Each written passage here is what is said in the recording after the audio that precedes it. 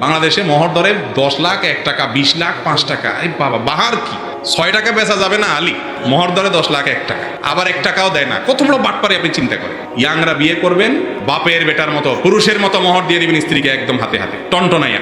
আমার নিজের বিয়ের সময় মোহর নিয়ে যখন বার্গেনিং হচ্ছে দেখতেছিলাম, তখন আমি বললাম যে আমি এত হলে দিতে পারবো, আমার এটা অ্যারেঞ্জ আছে। তো সবাই চুপ হয়ে গেছে, আলহামদুলিল্লাহ পরে রাজি হয়ে গেছে, আমি এটা দিয়ে দিচ্ছি। কিন্তু আমাদের সমাজে ওই ছেলের মুখে রুমাল দিয়া মুরব্বীরা এবার ঠিক করে।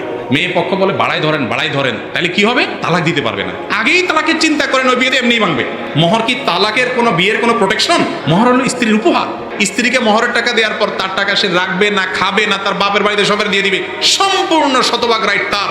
আপনার জিজ্ঞাসা করার অধিকার নাই কি করছো গো। জিজ্ঞেস করতে পারেন, যদি বলে আমার মনে হচ্ছে যে হাওয়ায় উড়ে দিছে, শেষ, চুপ থাকবেন, কোনো কথা নেই, একদম মুখে খুলে সত্য কথা বলে। এটাই ইসলাম। মেয়েদেরকে স্বাধীনভাবে কিছু খরচ করার সুযোগ দিতে হয়। আচ্ছা, তার মা বাপ আছে না, সন্তান হিসাবে সেই মা বাপের জন্য একটু পয়সা দিয়ে কিছু কিনতে মনে চায় না, এই জন্য ইসলাম বলে এটা আপনি তাকে দিবেন, স্বাধীনতা দিবেন, সে যা ইচ্ছা তা করবে।